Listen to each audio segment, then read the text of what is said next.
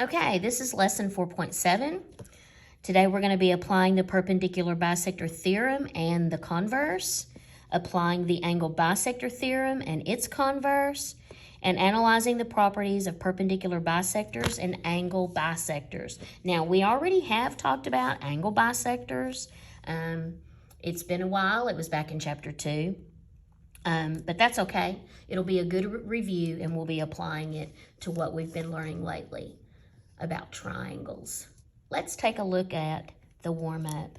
This tells me to find the value of x. So when you take a look at this line segment, you can see by the congruent markings that these two are congruent, which means they're equal, and that's exactly the way you set it up.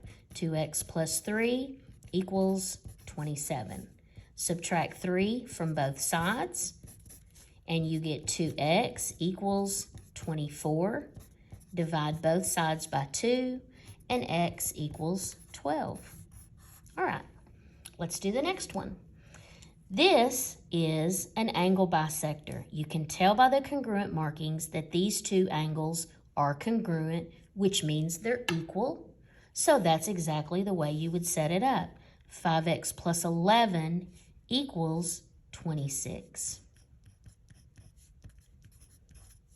Subtract 11 from both sides, and you get 5x equals 15. Divide both sides by 5, and x equals 3. Pretty simple stuff. Okay, now before we get into the lesson, we have several different vocabulary terms that we need to either learn or review. An angle bisector is a line, ray, or segment that divides an angle into two congruent angles. A segment bisector is a point, line, ray, or segment that divides a line segment into two congruent segments. Now, a perpendicular bisector of a line segment also divides it into two equal parts, but the difference between these two is that a perpendicular bisector forms a 90-degree angle. That's the difference between those two. Okay, then you have, let's apply it now to chapter 4 stuff, which is triangles. A perpendicular bisector of a side of a triangle. This is a line segment that is perpendicular to a side of the triangle at the midpoint of the side. So let's take a look first at just the perpendicular bisector.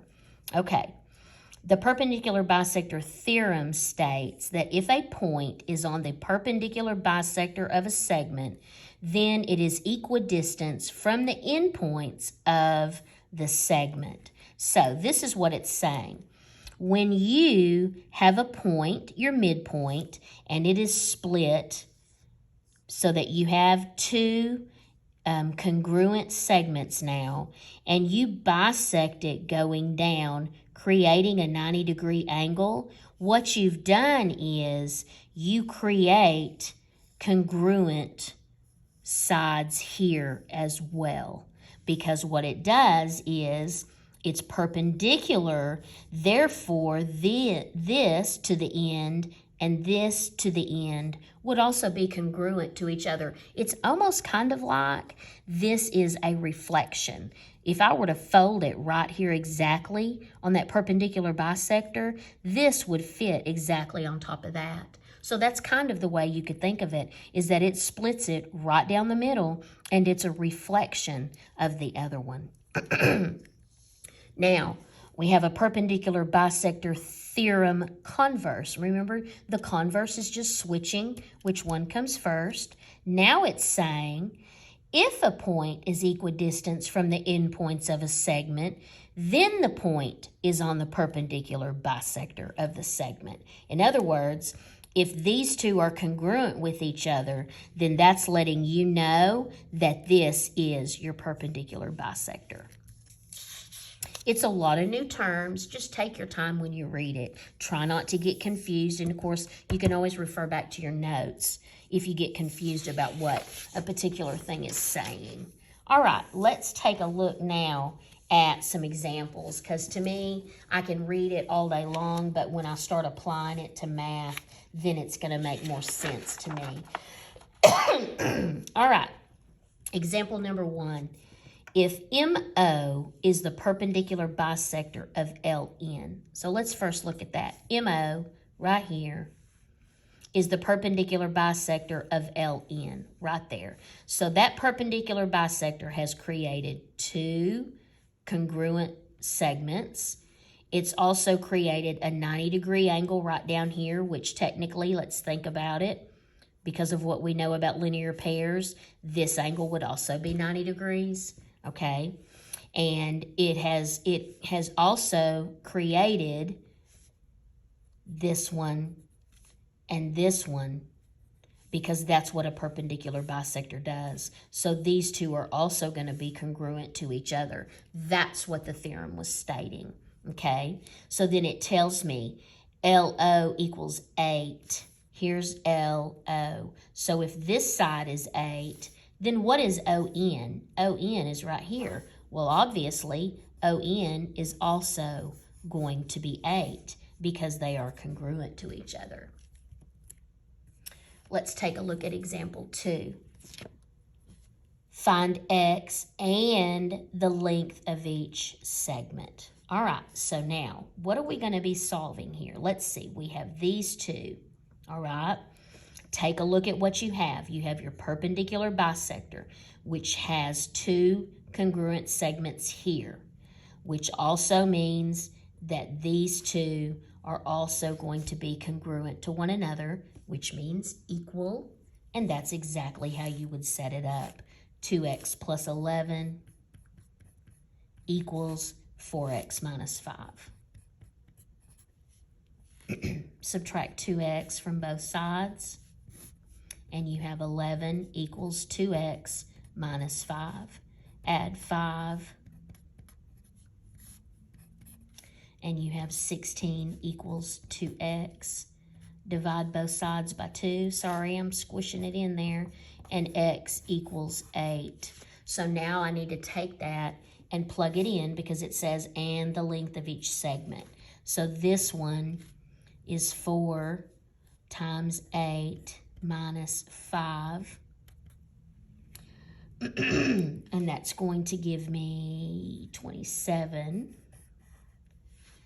And then this one would be 2 times 8 plus 11, and that is also going to be 27, which makes sense. They should be the same because they're congruent, okay?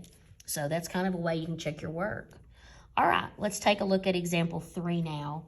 This tells me that OQ is the perpendicular bisector of MP, and then it has several questions here, so let's just look at the picture.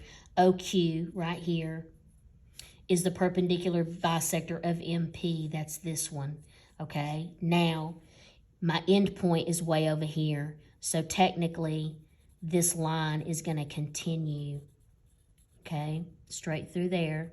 You can tell 15 and 15, see, that has created 2 congruent sides here as well, all right? So the question says which line segments are equal. All right, well, we made markings, but let's go ahead and talk about it. The ones that are going to be equal to each other would be MQ. And it says equal. I'm just going to put equal then, but we know that means congruent. QP. Okay, that's one of them. Now, we also know that MO, this one, I'm going to put a mark there, is equal to OP. And last, we know that ML is equal to LP. All right, so it actually created 3 sets of congruent line segments. Now it tells me to find X. All right, so looking through here, the X that I see is right here, 4X plus 3. So which side is congruent to that? This one, which is 11. So that's how you set it up. 4X plus 3 equals 11. Subtract 3,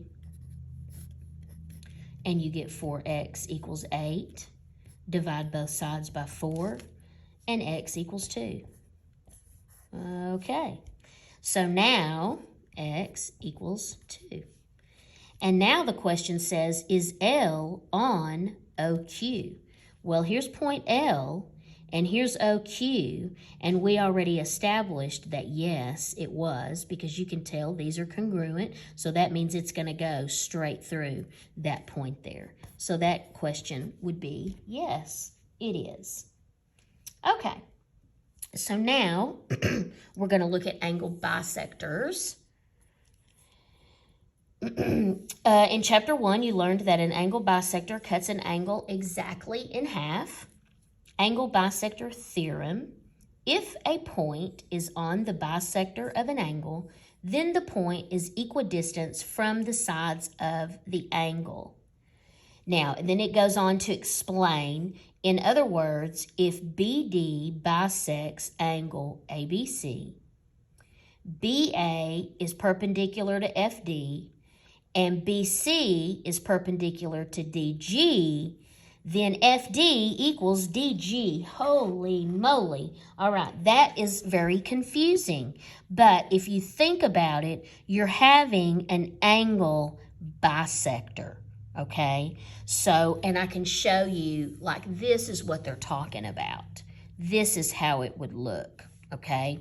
So I can draw it for you using these letters if you want me to. Or you can just think, you can just understand that this is what they're saying. You have an angle and the bisector that goes straight through there, okay? And what happens is this point, when you connect it to each side of the angle, they are going to be equidistant. That's what it said. So you're going to create little congruent segments here, and it's also going to be perpendicular, which creates 90-degree angles there. So I could explain it with this drawing a lot better than me trying to draw it without, I don't have a whole lot of space there. But that's what it does in essence. It creates, by bisecting the angle, it creates two congruent little line segments. They are the same distance from the edge, and it winds up being perpendicular to each side of the angle, thereby creating a 90-degree angle. So that's what happens when you have an angle bisector. So let's take a look at the problem, because then it's a whole lot easier to understand. It asks us, is Y on the angle bisector of XWZ? So they're asking, if this continues, would Y be on that point? And the answer to that is yes. And the reason you know is because you have congruent small segments here, and you have 90-degree angles there. So the answer to that would be yes, it is. Okay, take a look at example 5. MO is the angle bisector of angle LMN. Find the measure of X. So let's look at it first. MO is the angle bisector. Here's MO, and there it is. It's bisecting it. You have these two, and these two equal. These are going to be congruent to each other because that is the angle bisector. It is also creating the 90-degree angle there, okay? So now it says find the measure of X. Well, we know that these two are congruent to each other. You have 4x minus 5, and you have 23. That's the O there of the MO. Don't think that's a 0 there. Don't get confused, okay? That's your MO, your angle bisector. So these two are congruent. They're equal, and that's the way you'd set it up. 4x minus 5 equals 23. Add 5 to both sides. and 4x equals 28. Divide by 4, and x equals 7. Does it say plug in? No, we're just supposed to find x. So that's all you have to do on example 5. And that concludes our lesson.